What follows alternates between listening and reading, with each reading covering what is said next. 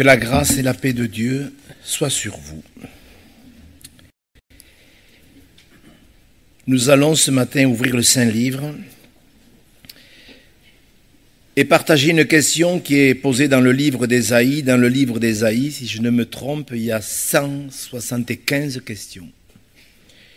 Dieu pose 175 questions dans ce livre et au chapitre 66 et au verset 8, il pose une question merveilleuse qui nous fait penser à l'actualité. Ésaïe 66, verset 8. Qui a jamais entendu pareille chose? Qui a jamais vu rien de semblable? Un pays peut-il naître en un jour? Une nation est-elle enfantée d'un coup? Amen. Un pays peut-il naître en un jour? C'est bien sûr humainement impossible. Mais Dieu l'a fait. Vous connaissez certainement l'actualité, plus ou moins. Certains d'entre vous n'êtes peut-être pas intéressés, je le comprends, par ce qui se passe au Soudan, la quantité de chrétiens qui sont persécutés, au Pakistan, ce qui se passe en Ukraine, etc., et ce qui se passe surtout au Moyen-Orient. Vous savez que c'est une actualité brûlante, une actualité qui ne peut qu'interpeller tous les véritables chrétiens. Si ces actualités ne vous interpellent pas, c'est que vraiment il doit y avoir une indifférence sévère dans votre âme. Vous savez ce qui s'est passé en Israël. Vous savez ce qui s'est passé lorsqu'en 70, le jugement de Dieu est tombé sur Israël et que ce pays a été complètement détruit. Détruit à tel point qu'il a disparu de la terre. Disparu. Et le 14 mai 1948, Ben Gurion déclarait officiellement devant les Nations Unies, devant le monde entier, que Israël renaissait de ses cendres et redevenait une nation. Tout ça est important, vous allez comprendre. Bien sûr que les chrétiens sont... Alors il y a ceux qui sont indifférents et qui sont en danger, et il y a ceux qui sont aussi en danger parce qu'ils sont tellement friands de ce qu'on appelle l'eschatologie biblique. Vous savez, l'eschatologie, c'est la doctrine qui concerne la fin des temps.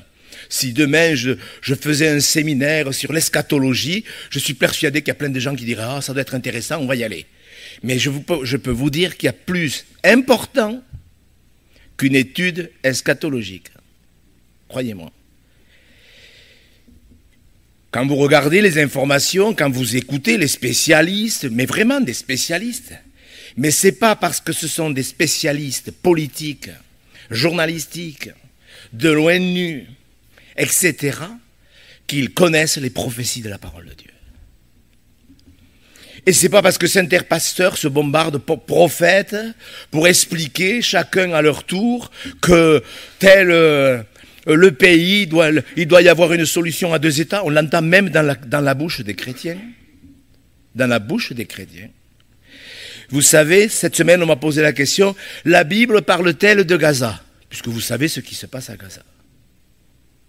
Ce sont des sujets extrêmement sérieux. C'est pour vous introduire dans le salut de votre âme. Le salut de votre âme. On me pose souvent la question, la Bible parle-t-elle de Gaza?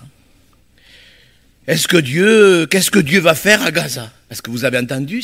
Je sais que certains, ça ne vous intéresse peut-être pas, mais il faut que vous sachiez que la Bible en parle. On va lire deux textes. On va lire un texte dans Amos, au chapitre 6. Il y a des textes qui nous parlent de Gaza. C'est pas pour rien. Vous avez vu tout ce qui est dit aujourd'hui. Mais moi, je vous conseille de lire la parole. Vraiment de lire la Bible.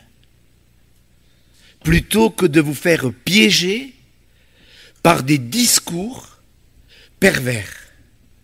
Pervers pas au sens de la moralité, pervers au niveau spirituel. Amos, chapitre 1er, on va lire qu'un verset ou deux. pour vous montrer ce que Dieu dit. Et ça remonte qu'il y a 2800 ans. Ainsi parle l'Éternel. À cause de 3 crimes de Gaza, même de 4, je ne révoque pas mon arrêt, parce qu'ils ont fait une foule de captifs pour les livrer à Édom. J'enverrai le feu dans les murs de Gaza, et il en dévorera les palais. J'exterminerai d'Asdod les habitants, et d'Ascalon celui qui tient le sceptre. Juste ce verset, pour vous expliquer que la patience de Dieu a des limites. Alors cette semaine encore quelqu'un m'a dit, mais Gaza ça appartient aux Palestiniens. Vous voyez, les chrétiens me posent des questions, alors c'est bien, parce qu'au moins ça me le mérite de me faire réfléchir. À qui ça appartient, Gaza? Oui, mais regardez avec moi. Parce que les gens, ils racontent n'importe quoi.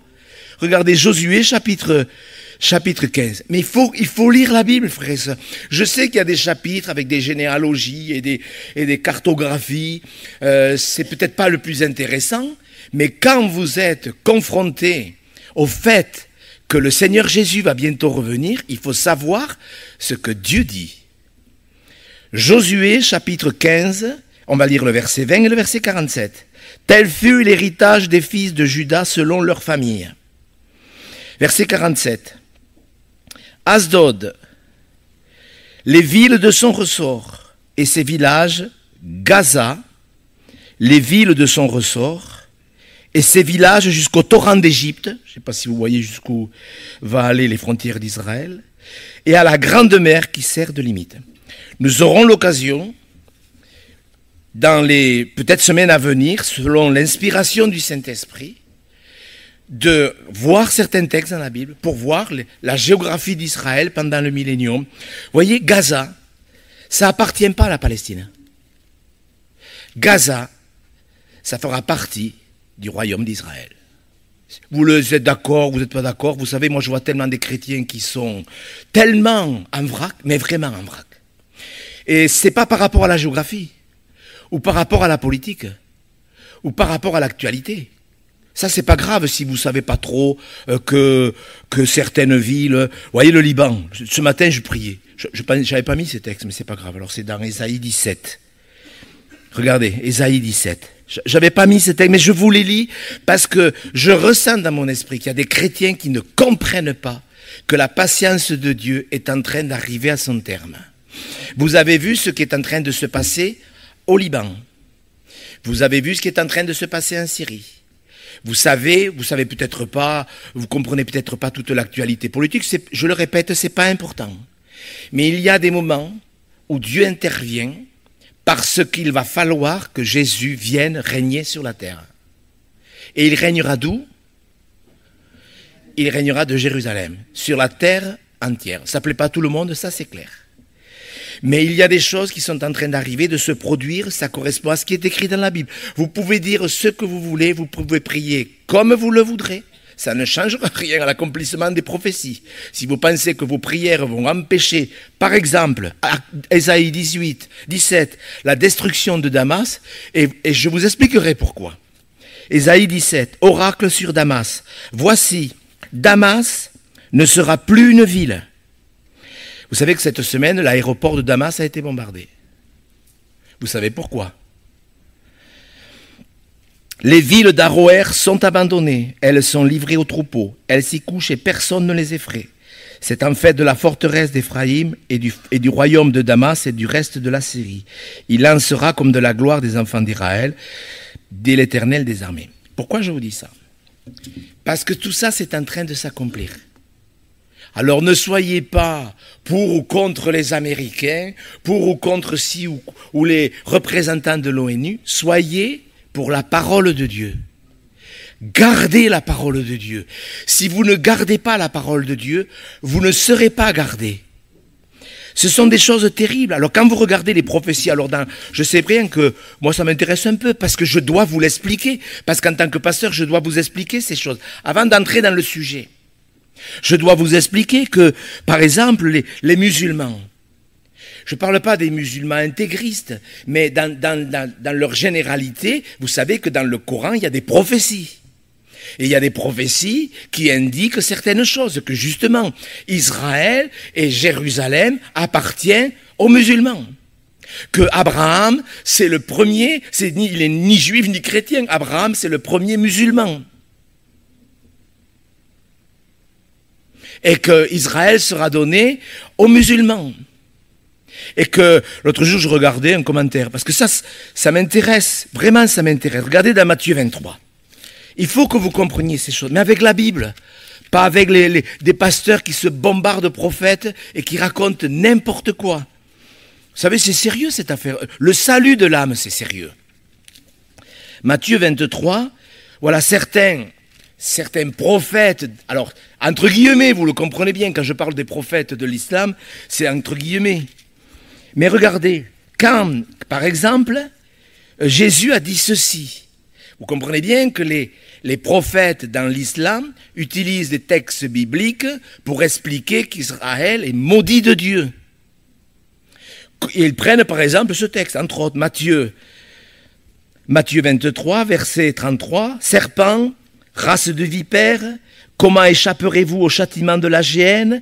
C'est pourquoi voici, je vous envoie des prophètes, des sages et des scribes. Vous tuerez et crucifierez les uns, vous battrez de verges les autres dans leurs synagogues, et vous les persécuterez de ville en ville, afin que retombe sur vous tout le sang innocent répandu sur la terre, depuis le sang d'Abel juste, jusqu'au sang de Zacharie, fils de Barachi, que vous avez tué entre le temple et l'autel.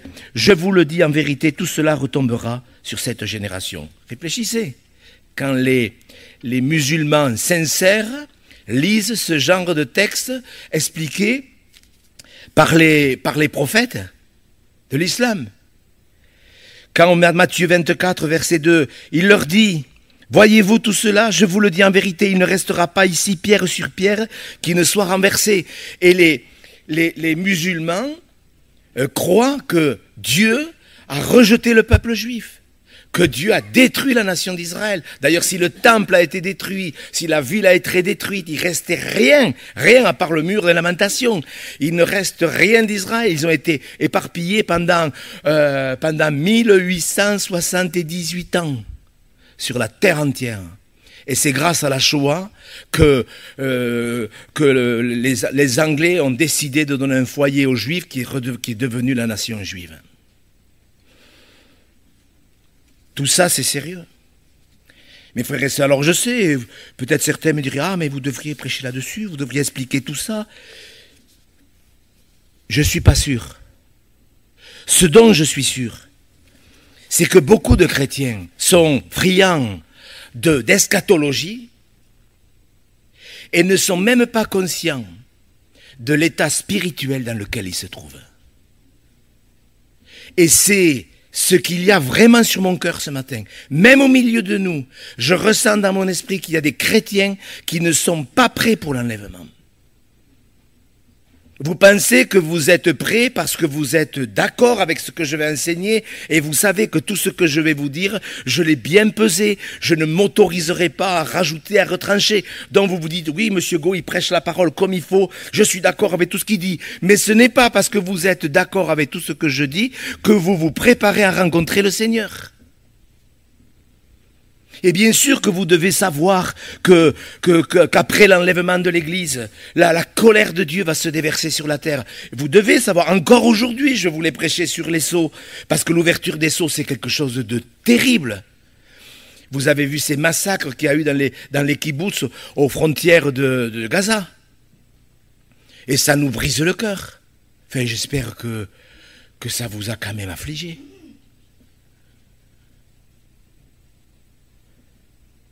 Et j'espère que nous réalisons que Jésus est en train de nous montrer certaines choses.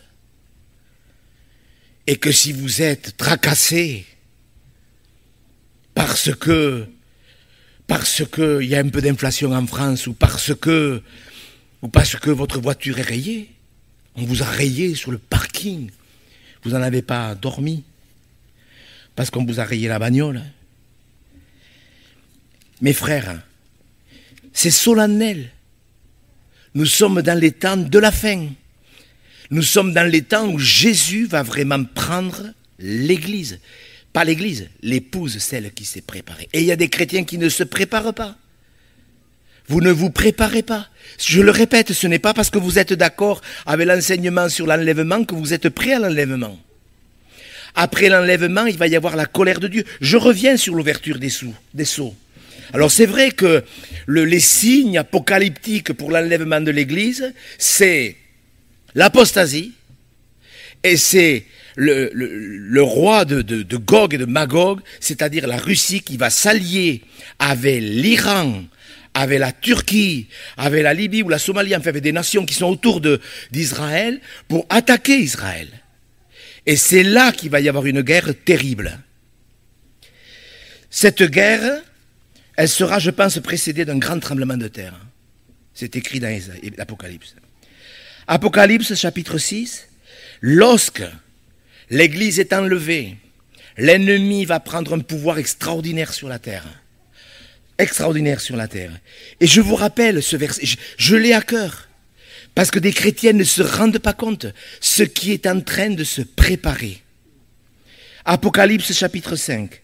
Alors à partir du verset 2, c'est le diable qui vient, qui a l'autorité, parce que l'Église est enlevée, le Saint-Esprit est parti.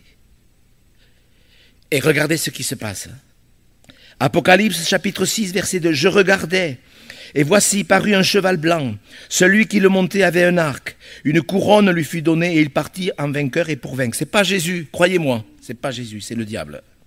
C'est l'antéchrist. Quand il ouvrit le second sceau, j'entendis le second être vivant qui disait « Viens ». Et il sortit un autre cheval roux. Celui qui le montait, regardez bien, je vous en supplie, frères et sœurs. Celui qui le montait reçut le pouvoir d'enlever la paix sur la terre, afin que les hommes s'égorgent les uns les autres, une grande épée lui fut donnée.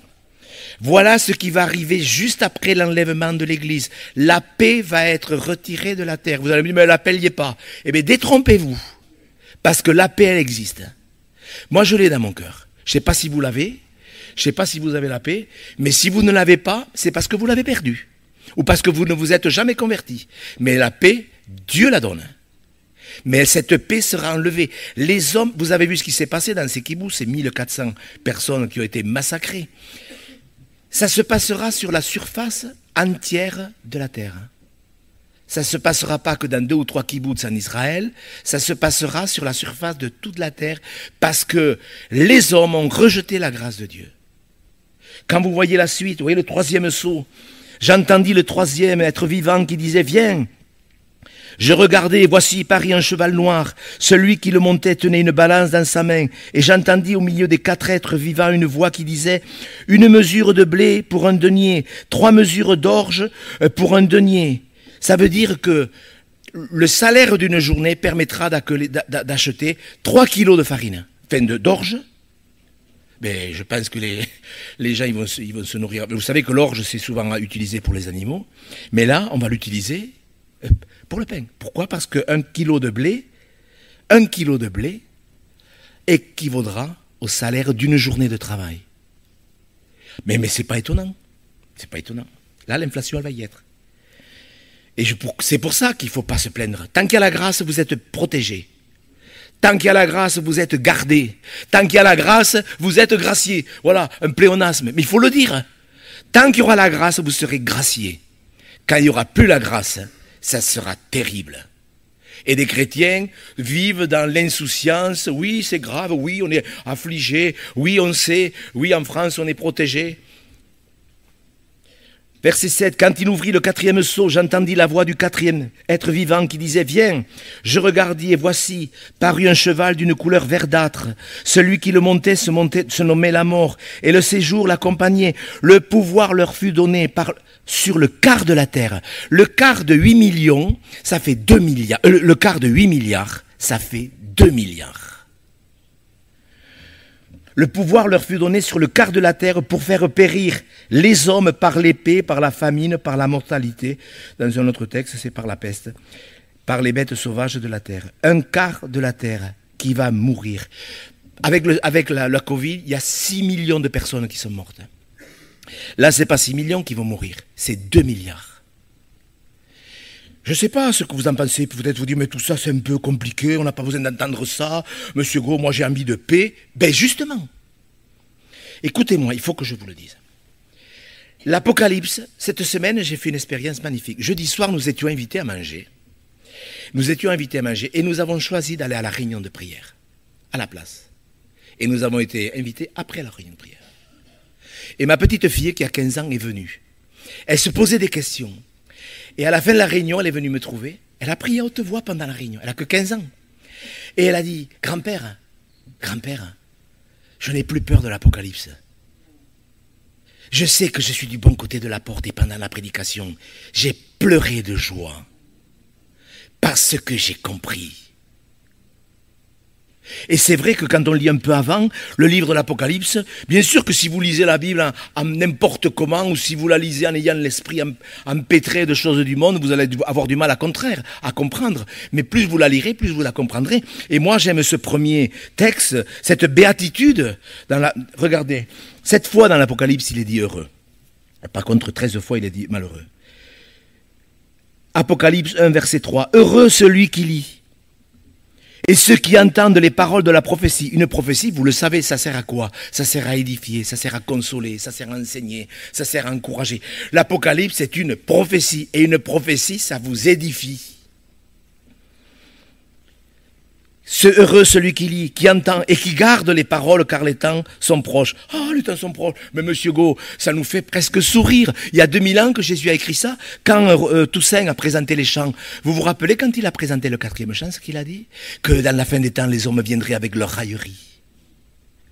En disant, mais depuis le temps que nos pères nous enseignent, depuis le temps qu'on nous dit qu'il va revenir, et ça a été écrit ça il y a 1900 ans. Mes frères et sœurs, il ne faut jamais oublier que pour Dieu, 1000 ans, c'est comme un jour. Et nous sommes quand même vraiment culottés quand nous nous autorisons à contester la parole de Dieu. Et si vous faites partie de ces gens qui discutent avec Dieu, je vous conseille d'arrêter. Malheur à l'homme qui conteste avec son Créateur. Vous ne pouvez pas comprendre. On ne peut pas comprendre. Nous sommes parfois privés d'intelligence, mais nous devons faire attention. Jésus l'a dit, que celui qui lit fasse attention. Matthieu 24, verset 15, je ne sais même pas si je l'ai mis sur les notes. Que celui qui lit fasse attention. Vous faites attention quand vous lisez, vous dites, oh ça je crois pas trop à ça. Vous savez, moi j'ai vu des chrétiens soi-disant baptisés du Saint-Esprit qui rejetaient ou qui acceptaient parce que ça leur convenait pas. Parce que bien sûr nous sommes meilleurs que les apôtres qui ont rédigé les Saintes Écritures. Que celui qui lit fasse attention. Frères et sœurs, moi je vous assure, vous savez, mon esprit il est travaillé. Il est vraiment travaillé. Vous croyez que nous prêchons pour le plaisir de prêcher? Vous croyez que moi j'ai besoin de prêcher? Je dois vous apporter la parole de Dieu. Parce que certains d'entre vous, vous êtes en danger, vous ne le savez même pas. Que celui qui lit fasse attention. Combien de chrétiens sont anesthésiés? Combien de chrétiens sont endormis? Combien de chrétiens ont vite choisi quand il faut choisir justement entre un repas et la réunion de prière, ou entre le film et la réunion de prière, entre le match de foot et la réunion de prière. Mais c'est choisi d'avance. Alors vous allez me dire, ah monsieur Go, ne nous culpabilisez pas. Écoutez-moi bien. Moi, je ne supporte pas la fausse culpabilité. Mais il y a une vraie culpabilité qui devrait être sur nos cœurs. Une vraie culpabilité. Est-ce que vraiment je mets les choses du monde avant les choses de Dieu? Vous devez répondre à cette question. Je vous le dis avec beaucoup de solennité. Vous devez savoir si vous êtes une vierge sage ou une vierge folle. D'autant plus que dans la parabole, qui n'est pas une parabole, qui est une prophétie. La parabole des 10 vierges, vous pouvez le mettre le début de la parabole, s'il vous plaît. C'est pas une parabole, c'est une prophétie. Jésus dit bien, le royaume de Dieu sera semblable. Vous l'avez mis? Le royaume de Dieu sera semblable. C'est comme ça que ça se passera. Est-ce que vous comprenez, frères et sœurs? Et le royaume de Dieu sera semblable à 10 vierges. Ces 10 vierges représentent 10 chrétiens qui sont nés de nouveau, qui attendent le retour du Maître, parce que les chrétiens sur la terre qui attendent le retour du Maître, que Jésus vienne régner sur la terre, ce sont des chrétiens qui sont nés de nouveau. Il y a des millions de gens, des centaines de millions de gens qui récitent ou qui prient, j'en sais rien, tous les jours le Notre Père, que ton règne vienne, mais ils ne savent même pas ce qu'ils demandent. Mais il y a ceux qui, d'une façon sincère, disent que ton règne vienne, et ne vous inquiétez pas, cette prière, elle va être exaucée. Jésus va venir régner. Il va venir. Ne vous imaginez pas un instant qu'il ne viendra pas. S'il est écrit dans le prophète Zacharie que l'Éternel régnera de Jérusalem sur toute la terre, eh bien écoutez, ça sera comme ça. Dans les limites qu'il a fixées. La bande de Gaza y compris. Voilà, et le reste, je vous l'expliquerai plus tard, c'est intéressant. Mais mes frères et sœurs, il y a les vierges folles. Vous voyez, le royaume de Dieu sera semblable. C'est une prophétie. C'est comme ça que ça se passera. Et sur 10 chrétiens, il y en a 5 il y a des chrétiens qui sont fous.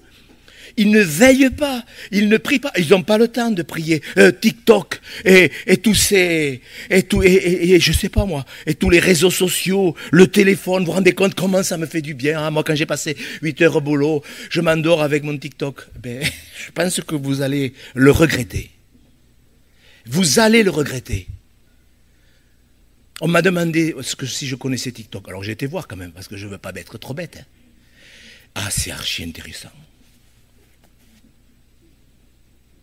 J'ai trouvé ça extrêmement profond et édifiant. Ah, c'est beau TikTok.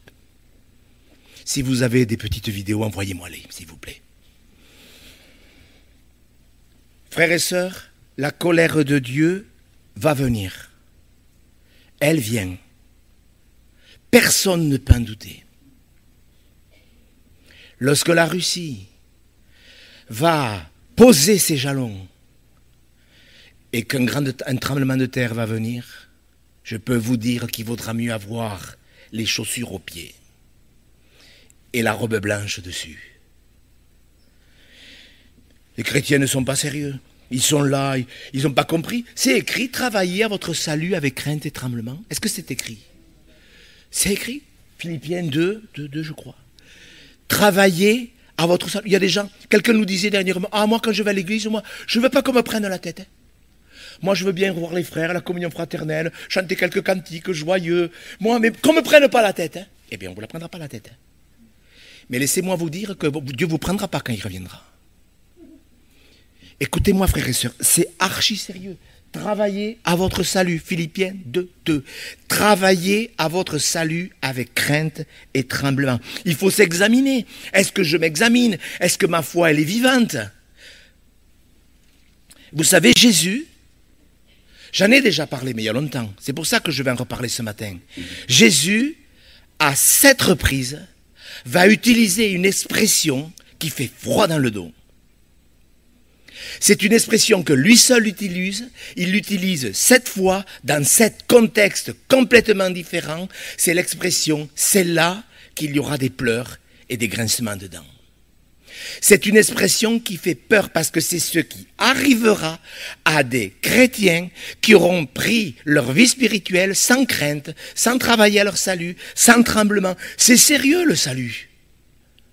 C'est sérieux le salut. Il faut travailler à son salut. Pourquoi? Mais parce qu'on peut le perdre. Les vierges folles, elles ont négligé. Vous savez la négligence. Oh mais pour beaucoup de gens, oh moi vous savez, je suis crevé. J'entends ça tout le temps. Mais vous le serez de plus en plus. Quand vous entendez des jeunes à 20 ans, ils sont crevés. Mais vous ne croyez pas que c'est un piège dans lequel vous êtes tombé?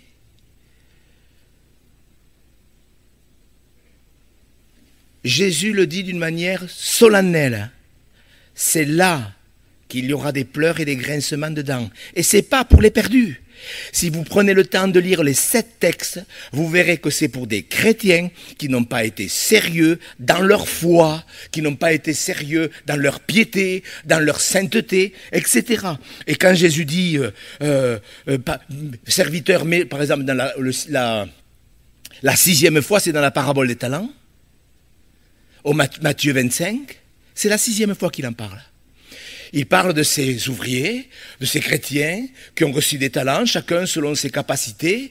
Et puis il y en a 2 qui les font valoir parce que ils sont attachés à Dieu, parce qu'ils aiment le Seigneur, ils le connaissent. Et puis il y en a un 3e, il n'en a reçu qu'un, mais voilà, il l'enterre, il ne le fait pas valoir et il s'autorise à dire voilà, moi j'ai mes explications. Écoutez-moi bien, frères et sœurs. Si vous avez vos explications pour ne pas servir Dieu, pour ne pas le servir dans l'église, pour négliger, je le dis parce que je sais qu'il me faut le dire, pour négliger la prière, la prière, moi je suis crevé, vous êtes crevé pour la prière. Mais si mardi soir, je vous invite à manger des grillades marinées, trempées dans l'huile d'olive pendant quelques heures, je sais que vous viendrez. Même si vous êtes fatigué. Et c'est vrai. Ne vous mentez pas. Ne vous mentez pas. Vous viendrez manger les grillades, en plus c'est bon.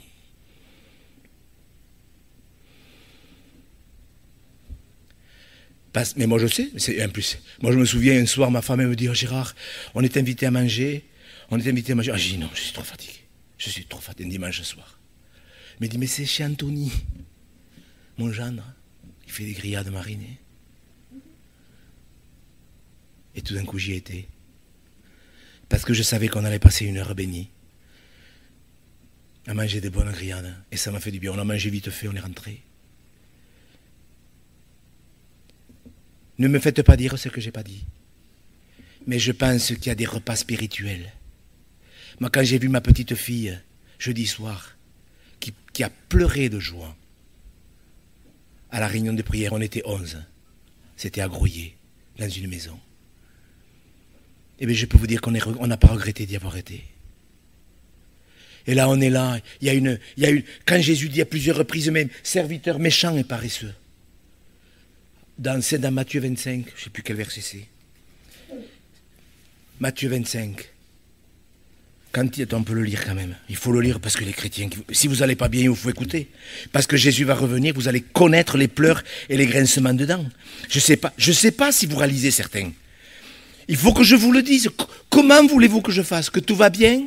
Que pour certains, oui, vous regardez des saletés à la télé? Eh bien, c'est pas grave. Eh bien, regardez-les.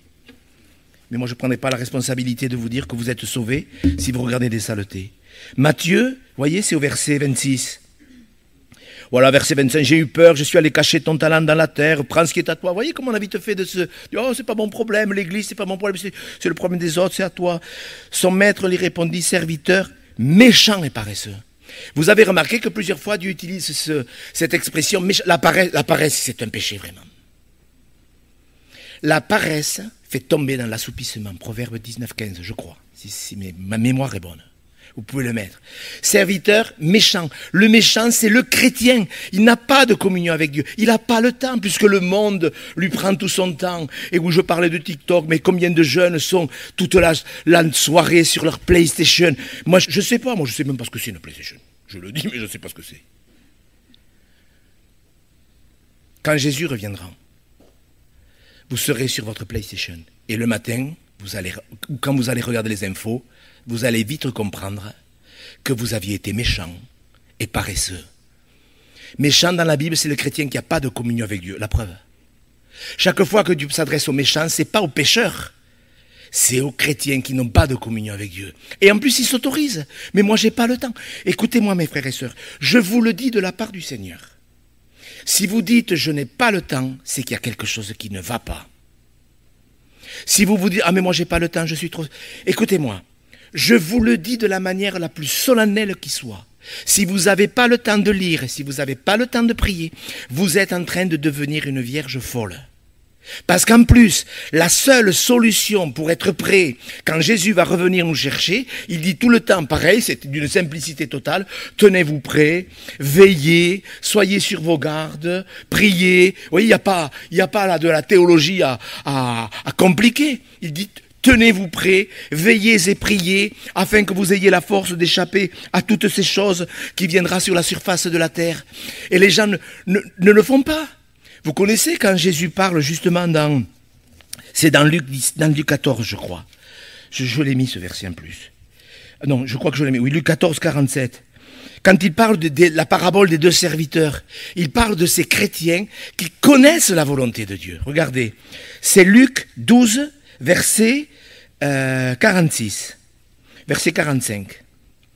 Mais si ce serviteur dit en lui-même, mon maître tarde à venir, s'il se met à battre les serviteurs et les servantes, à manger, à boire et à s'enivrer, le maître de ce serviteur viendra le jour où il ne s'y attend pas, Et à l'heure qu'il ne connaît pas, il le mettra en pièces et lui donnera sa part avec les infidèles. Le serviteur, regardez bien, frères et sœurs, le serviteur, la servante, le chrétien, la chrétienne, qui ayant connu la volonté de son maître, n'a rien préparé. Frères et sœurs, je vous le dis solennellement, j'insiste, mais pourquoi j'insiste? Parce que certains d'entre vous, vous n'êtes pas prêts. Si vous ne préparez pas votre salut, si vous ne travaillez pas à votre salut, si vous êtes toujours assoupi, toujours fatigué pour le service pour Dieu, pour la salle de sport, non. Pour le restaurant, non. Pour la détente, non. Pour prendre l'avion le matin à 5 heures, c'est drôle comment je me suis réveillé de bonne heure pour partir en Martinique. Et en plus, je ne suis pas contre. Bien sûr que je ne suis pas contre. Mais sincèrement, si nous ne préparons pas, et Jésus le dit c'est juste après, oui, juste après au chapitre 13, quand il parle justement de ceux qui attendent le retour. Ils attendent le retour. Ils attendent le retour. Mais ils ne sont pas prêts. Vous voyez, verset 24 du chapitre 13, cet enseignement sur les routes de Jérusalem. Jésus, il y a un chrétien qui les accompagne, mais il dit, comment ça se fait qu'il y a si peu de gens qui soient sauvés? Ben parce que les gens, ils préfèrent les ténèbres, c'est sûr. Et Jésus dit, efforcez-vous d'entrer par la porte étroite. Car je vous le dis, beaucoup chercheront à entrer et ne le pourront pas quand le maître de la maison se sera levé et aura fermé la porte. Vous voyez que la porte, elle va se fermer. C'est peut-être très vite. Et que vous, étant dehors, vous commencerez à frapper à la porte en disant « Seigneur, Seigneur, ouvre-nous » Il vous répondra « Je ne sais d'où vous êtes ». Alors vous vous mettrez à dire « Nous avons mangé et bu devant toi, tu as enseigné dans nos rues ». Il répondra « Je vous le dis, je ne sais d'où vous êtes, retirez-vous de moi, ouvrier d'iniquité. C'est là qu'il y aura des pleurs et des grincements de dents. » Tous ces chrétiens qui sont du mauvais côté de la porte, ils ne le savent même pas. Ils s'interrogent sur la guerre de Gog et Magog, sur les signes d'Armageddon. Ils s'intéressent sur les coupes, les colères, les trompettes, les fléaux, etc. Et c'est vrai que c'est intéressant. Moi, j'aurais préféré vous faire une étude eschatologique. Mais je ressens dans mon esprit que je dois vous dire, mais de quel côté de la porte êtes-vous? Est-ce que vous êtes du mauvais côté parce que vous refusez le chemin étroit? Vous avez vu le contexte là? Le contexte, c'est quoi? Efforcez-vous d'entrer par la porte étroite. Qu'est-ce que Jésus a dit dans le Sermon sur la montagne? Il a dit qu'il y a la porte, il y a le chemin étroit et le chemin large et spacieux. Et le chemin large et spacieux, il y en a beaucoup qui le prennent. Le chemin large et spacieux, écoutez bien. Le chemin large et spacieux, c'est pas le monde. C'est la religion. Et beaucoup de chrétiens, ils ne veulent pas la croix. Quand Jésus dit, prenez le chemin étroit, la porte étroite, c'est la croix.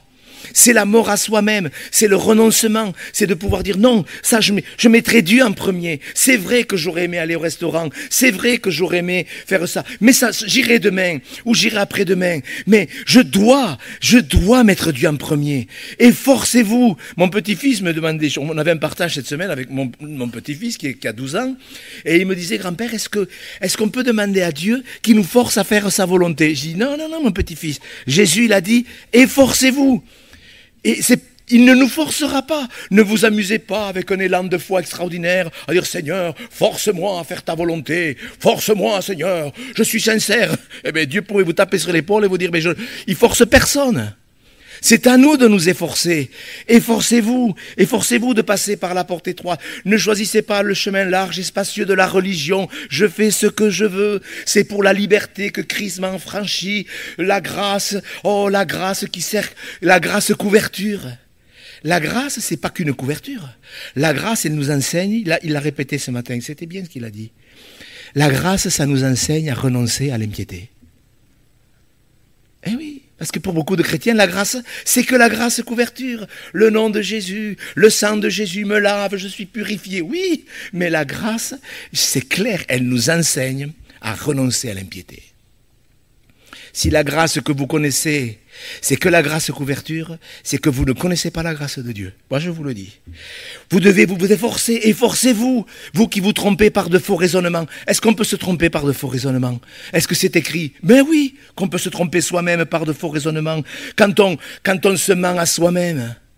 Quand on croit qu'on est du bon côté de la porte, mais que le monde a plus d'importance que la réunion de prière, que le monde a plus d'importance que la piété, que je sais pas moi, que les plaisirs de la terre, et dont certains sont sains et saïennes, dont certains plaisirs sont sains, mais quand ils prennent la place de Dieu, eh bien vous êtes du mauvais côté de la porte. Vous devez l'entendre.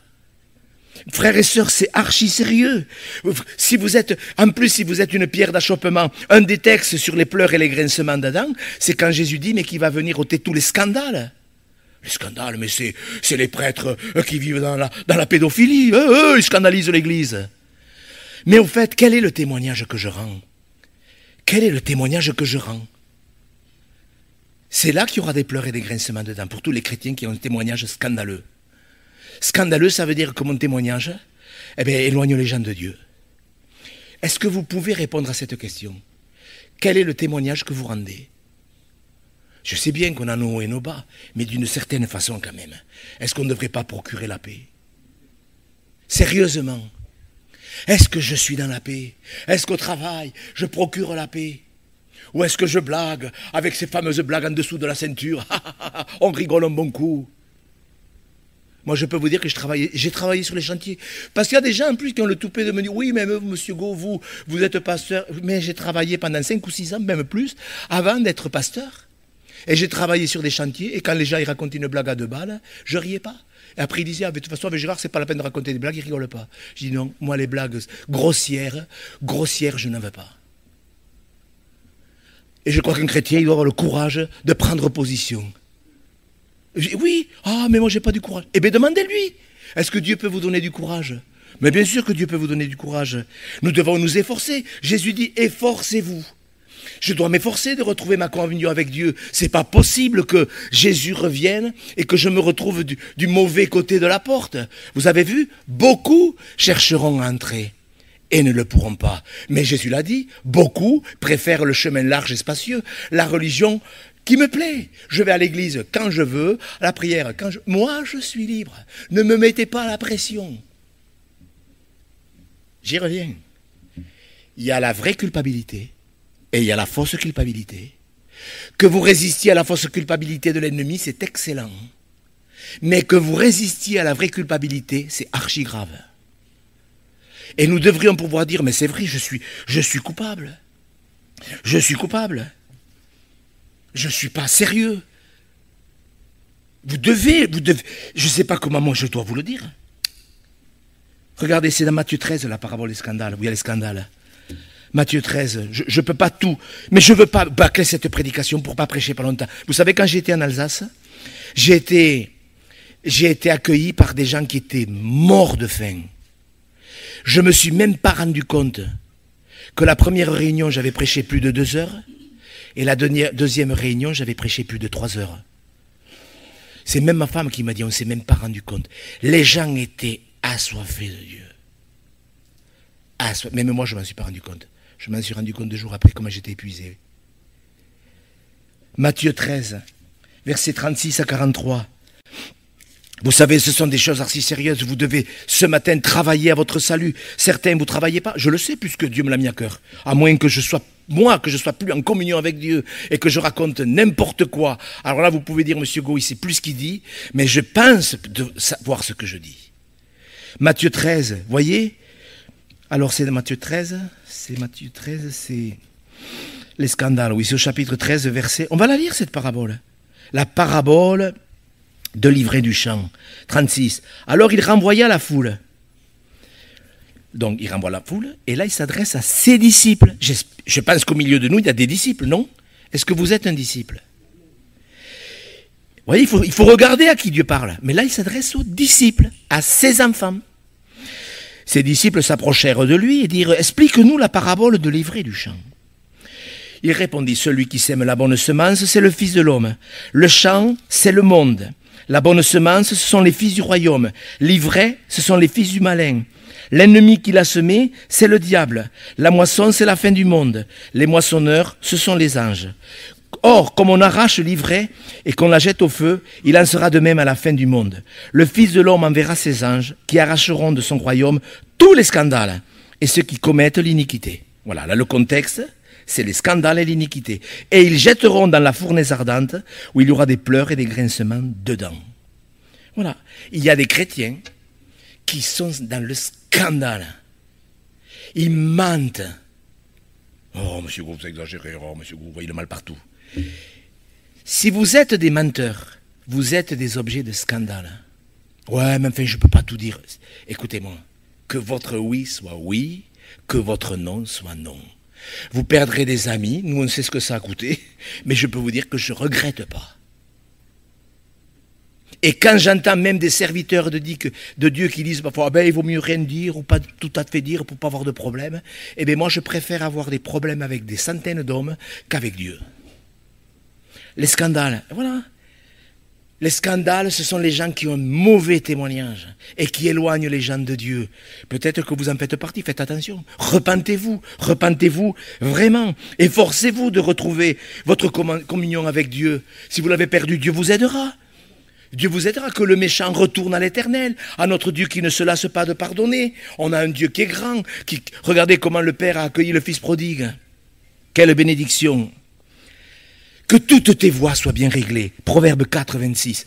Que toutes tes voies soient bien réglées. Il faut que notre chemin soit bien réglé. Nous devons savoir ce qui est spirituel en premier, ce qui est humain, pas charnel, ce qui est humain, ce qui est normal. Il faut savoir séparer l'humain.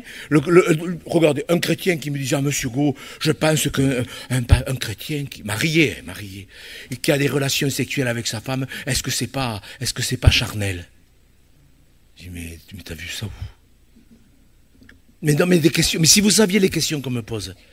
Mais j'ai dit, mais vous n'avez jamais réfléchi à ce qui était humain et ce qui était charnel?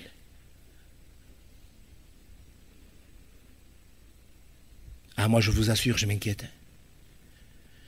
Quand je vois l'esprit d'aveuglement de certains chrétiens, les questions, alors quand je reçois je dis, mais c'est pas possible, il n'est pas chrétien. Et certains, c'est vrai, ne le sont pas.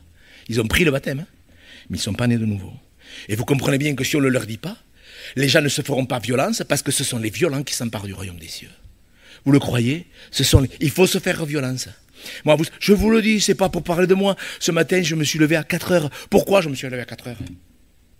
Pourquoi? Parce que Non, j'avais besoin de prier. J'ai besoin de la grâce de Dieu. Nous avons besoin, quand nous prêchons. Moi, j'ai besoin de la pensée de Dieu. On en a besoin. Vous avez besoin d'entendre peut-être, Seigneur, mais éclaire-moi, ouvre mes yeux, dispose mon cœur à la crainte de ton nom. Est-ce que c'est une prière que vous faites ou est-ce que vous demandez à Dieu de gagner au loto? Vous seriez à l'aise, Dieu vous bénirait. Renouvelle à moi un esprit bien disposé. Vous ne croyez pas que c'est des prières qu'on pourrait faire? Ma piété, je ne veux pas prendre tous ces textes, mais vous pouvez les prendre. Avec une application, une concordance, vous pouvez prendre ces 7 textes et dire, tiens, mais justement, il parle d'une piété de façade, ceux qui ont l'apparence de la piété. Est-ce que ma piété, elle est que de façade? C'est-à-dire que je vais à l'église, je lis un petit peu, je prie un petit peu, pour me mettre Dieu de mon côté, on ne sait jamais. Est-ce que ma foi est vivante? Le premier texte où Jésus parle des pleurs et des grincements dedans, il parle des chrétiens qui ont une foi superficielle. Est-ce qu'on peut augmenter dans la foi? Eh bien oui, je lis la Bible. Ah, moi j'y comprends rien. Eh bien lisez-la, et vous ne croyez pas que Dieu vous éclairera? Parce que la compréhension de la parole, c'est une question d'intelligence, je suppose. Alors la compréhension de la parole, c'est une question d'intelligence ou d'ouverture de cœur? Mes frères et sœurs, vous ne croyez pas que l'ennemi a la même mise lorsqu'il y a des chrétiens qui disent « Ah, moi je ne lis pas parce que j'y comprends rien ». Mais bien sûr que l'ennemi a déjà mis la même mise. Vous demandez à Dieu, Seigneur, mais éclaire-moi, moi je ne comprends pas cette affaire des coupes de la colère, moi ça me dépasse. Seigneur, éclaire-moi, mais peut-être qu'en méditant les évangiles, vous allez finir par comprendre certaines choses. Mon zèle, est-ce que j'ai du zèle pour Dieu? Est-ce que c'est écrit, ayez du zèle? Est-ce que c'est écrit, ayez du zèle? Eh bien, j'ai pas de zèle. Seigneur, j'ai pas de zèle. Moi, la prière, ça, comment les gens ils disent, un truc, une expression qu'il ne faut pas dire. Mais je la dis pour vous montrer qu'il ne faut pas la dire. Ah, moi, ça me saoule. Vous croyez que c'est sérieux quand vous dites ça? Alors que le seul moyen d'être prêt à rencontrer Dieu, c'est de prier. Parce que la prière, c'est qu'on a besoin d'être seul avec son Père Céleste. Vous n'avez pas envie d'être avec votre Père? Si vous n'avez pas envie de prier, mais demandez pardon à Dieu. Seigneur, tu vois, ça m'est difficile vraiment. Ça m'est difficile. Eh bien, je vais m'y mettre. Vous croyez que Dieu peut vous restaurer? Moi, j'ai vécu ces choses. Vous savez, j'ai vécu ces moments où je lisais la Bible que pour préparer des sermons. Mais j'en ai honte. Et si un pasteur aujourd'hui me disait ça, je lui dis, mais repentez-vous. Je lisais la Bible pour préparer des sermons. Je ne la lisais pas pour moi. Mais je sais ce que c'est d'être un hypocrite. Je le sais, je sais ce que c'est, ne vous inquiétez pas. La seule exhortation que Dieu donne par rapport à tous les cas de pleurs et de grincements de dents, c'est, je vous le dis, veillez, priez, veillez et priez. Tenez-vous prêts, sois fidèles jusqu'à la mort. Nous devons choisir. Ma conclusion, c'est le texte que notre frère M. Guillaume m'a pris pendant la prédication sur la Sainte Seine. Ma conclusion, je vous demande de l'écouter. Je vous demande de l'écouter parce que vous savez, je rendrai compte pour cette prédication. Est-ce qu'on rendra compte pour les prédications? Ou est-ce que, vous savez, le jour où j'ai compris ça, c'est bizarre comment ça m'a changé la façon de me tenir devant Dieu. Parce que je sais que je rendrai compte pour cette prédication. Et n'écoutez pas la sévérité ou le manque de douceur qui pourrait peut-être se concilier dans cette prédication. Je vous en supplie, n'écoutez pas ma douceur ou ma sévérité. Écoutez le Saint-Esprit qui vous propose quelque chose, qui vous a été proposé tout à l'heure. Pendant que nous avons pris le pain et le vin, nous devons savoir, nous devons choisir entre le fait d'être froid ou bouillant. Jésus dit, mieux vaut, mettez-le s'il vous plaît, c'est Apocalypse 3. Je l'ai marqué. Et j'en parlais tout à l'heure avec Michael. C'est Apocalypse chapitre 3, où Dieu demande à une église de laquelle on l'a mis dehors. Et je peux vous dire que des églises où Jésus est dehors, il y en a sur la terre. Dans cette église, Jésus dit, puisses-tu être froid ou bouillant? C'est une question. Apocalypse chapitre 3. Si vous ne voulez pas le mettre, vous me le dites, ben je vais le lire quand même. Voyez, Apocalypse chapitre 3, verset 15. Je connais tes œuvres. Merci Seigneur pour les œuvres. Merci Seigneur pour les œuvres. Ah, on peut en faire des œuvres. Et je vous remercie. Ceux qui sont sur le Zoom, ceux qui écouteraient cette exhortation, qui nous aidaient pour une chose, pour un autre, pour un besoin, pour des orphelins. Du fond du cœur, je vous remercie pour toutes les œuvres que vous faites au sein de cette église. Vraiment merci. Merci Seigneur. Mais c'est pas ça la priorité. Je connais tes œuvres. Je sais que tu n'es ni froid ni bouillant. Puisses-tu être froid ou bouillant, ainsi parce que tu es tiède. Alors, Dieu parle des froids, des tièdes, des bouillants. Parce que tu es... Pourquoi Jésus préfère-t-il la froideur au fait d'être tiède? Vous devez savoir la réponse. Pourquoi Dieu dit, puisses-tu être froid, juste avant s'il vous plaît, puisses-tu être froid ou bouillant? C'est Jésus, notre Sauveur, qui parle. Il parle à des chrétiens qui vont pas bien, qui sont dans l'illusion, qui sont du mauvais côté de la porte, qui ont mis Jésus dehors de leur église. Parce que dans les églises, on ne parle plus de sainteté, de repentance, de conversion, de nouvelle naissance. Je peux vous dire qu'il y a longtemps qu'on a mis Jésus dehors. Bon, ceci étant dit, la question est posée. Puisses-tu être froid ou bouillant?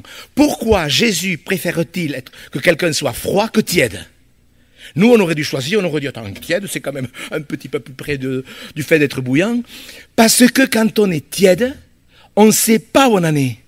Quelqu'un qui est froid, c'est quelqu'un de rétrograde. C'est quelqu'un qui a choisi. Il a choisi d'abandonner Dieu. Il sait qu'il est perdu. Il vit dans le mensonge, il vit dans le péché, dans la grossièreté. Il a abandonné Dieu. C'est quand le fils prodigue, au milieu de ses cochons, est rentré en lui-même, il a dit, mais j'ai péché contre le ciel et contre toi. Il préparait son discours dans sa tête. Il avait raison. Il avait raison. Il y a des fois, ça vaut le coup de se préparer.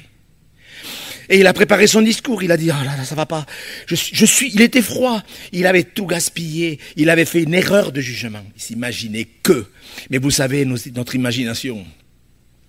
Et il était froid, et quand il était froid, il a pu se repentir. Si vous croyez que vous êtes fier, tiède, mais moi ça va, bon, je suis bien à l'église, bien et pas bien. Je suis bien dans le monde, mais je suis bien, je suis pas bien dans le monde. Vous savez, quand on est tiède, on est mal partout. On est mal dans l'église, on est mal dans le monde, on est mal. Mais on ne sait pas qu'on est tiède. C'est pour ça que Jésus dit, puisses-tu être froid. Mieux vaudriez-vous que vous soyez de vrais rétrogrades. Comme ça, au moins, vous pouvez dire, mais je suis perdu. Je vis vraiment dans le péché. Je vis vraiment dans le péché.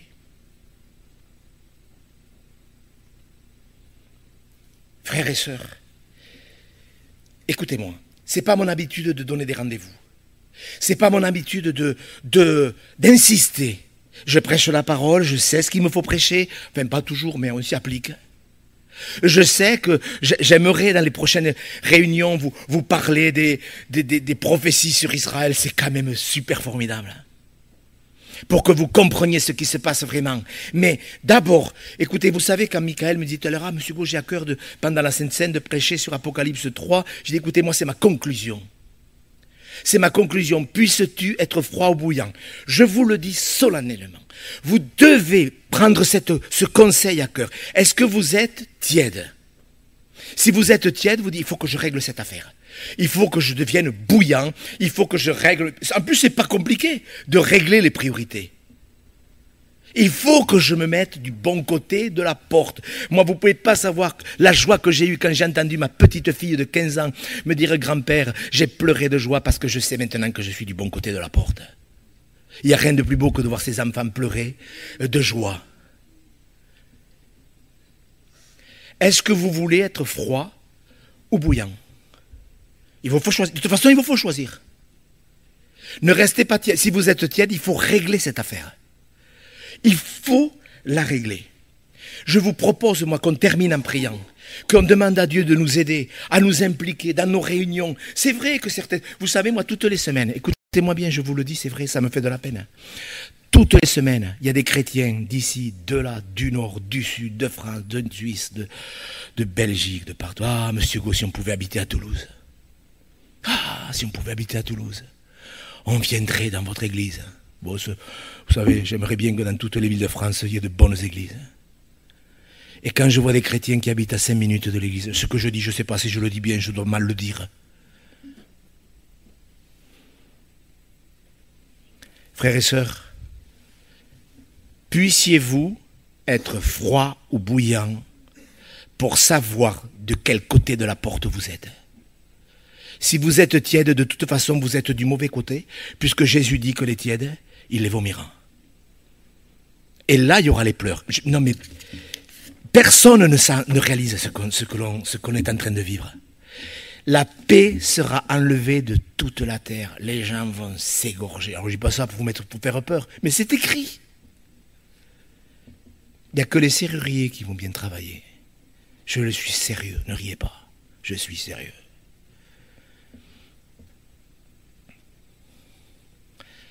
Frères et sœurs, moi je vous donne rendez-vous mardi soir pour qu'on ait peut-être une exhortation sur le fait, je ne t'ai pas donné un esprit de timidité, mais un esprit de force afin que tu reçois bouillant pour ton Seigneur. Je voudrais vous donner rendez-vous mardi soir. Si vous ne pouvez pas venir, je le comprends. Peut-être que... Mais je sais que si le Zoom est une bénédiction pour des milliers de gens, si la chaîne YouTube est une bénédiction pour des milliers de gens, je pense que le Zoom est un piège pour ceux qui habitent à Toulouse. Je vous le dis pour votre âme. Parce que la paresse vous fera tomber dans l'assoupissement. Moi, je vous propose cette réunion mardi soir. On a eu plusieurs fois des jeûnes. Dimanche prochain, on aura un jeûne. Mais est-ce que vous êtes d'accord mardi? Ah, mais il y a des bouchons. Eh bien, je vous invite à manger à la grillade à côté, à 8h. Je vous paye les grillades.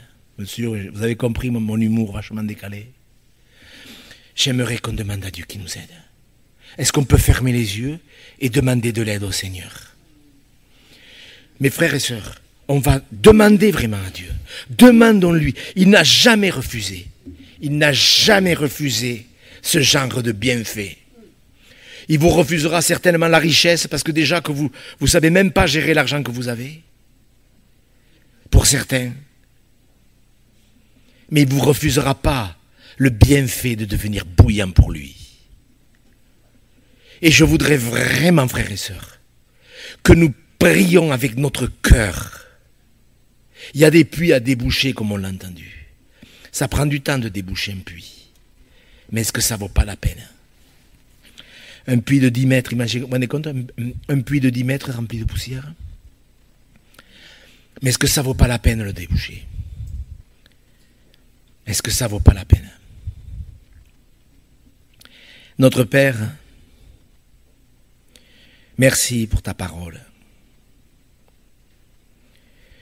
Pardonne-nous, Seigneur, pour toutes les fois où nous avons lu sans faire attention, pour toutes les fois où nous lisons pour lire, où nous prions pour prier, où nous allons à l'église pour aller à l'église.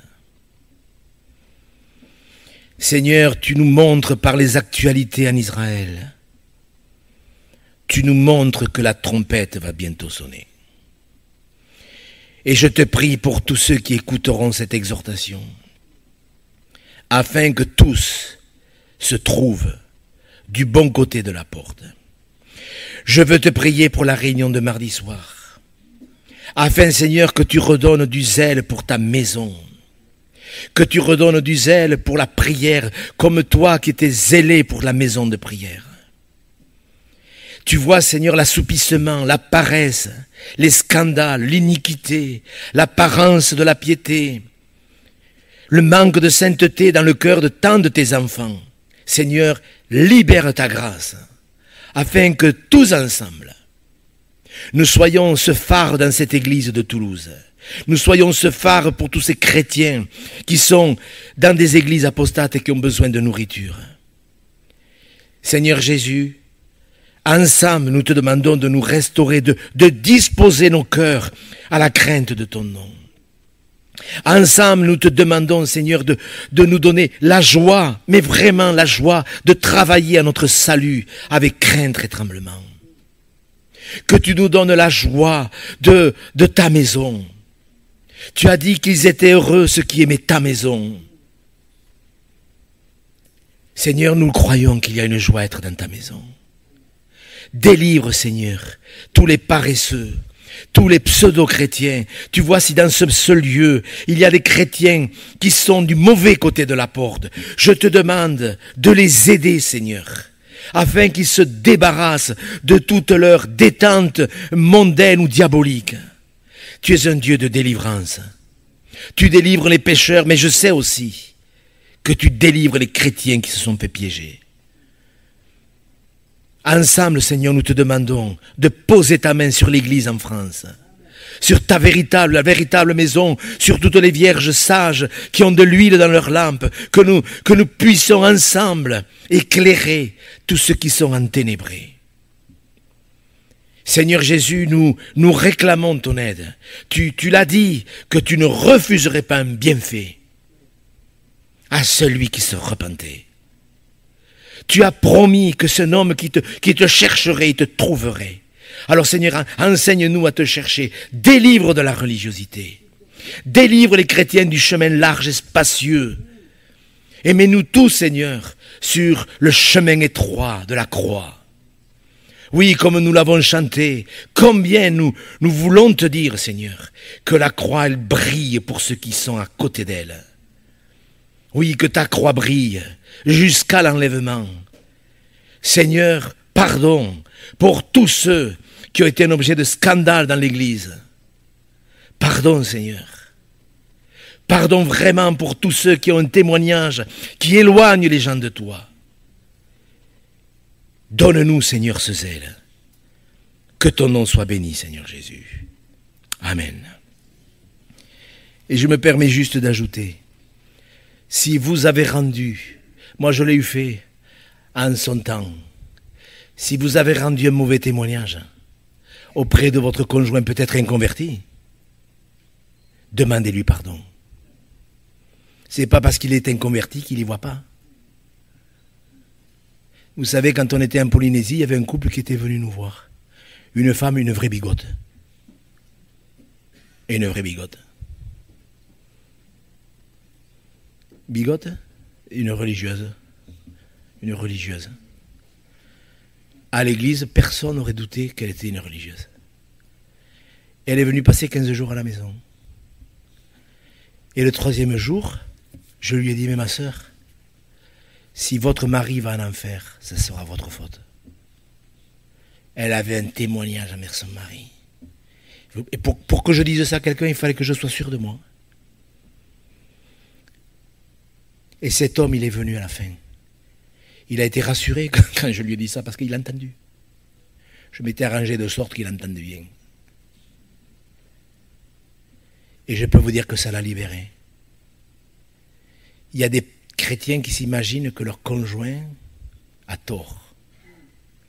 C'est pas parce que vous avez un conjoint converti qu'il ne faut pas lui demander pardon. Et vous devez, on va reprendre ces points. Mardi, moi je vous assure, je vais vraiment prier. Parce que certains d'entre vous, vous devez passer du bon côté de la porte. Pas par un truc en disant, ah ouais, c'était chaud ce matin. Ah ouais, c'était chaud. Écoutez-moi, est-ce que vous êtes, si vous êtes du mauvais côté, repentez-vous. Parce que moi, j'ai pas envie que Dieu me dise, tu les as caressés dans le sens du poil. Moi, j'ai pas envie de vous caresser dans le sens du poil. Moi, j'ai envie que ce soir, quand vous allez vous coucher, vous sachiez si vous êtes froid ou bouillant. Et puissiez-vous être froid. Si vous vous rendez compte ce que je suis obligé de dire, puissiez-vous rétrograder si nécessaire pour que vous puissiez vraiment vous repentir. C'est pas moi qui le dis, c'est Jésus. Que Dieu vous bénisse à mardi.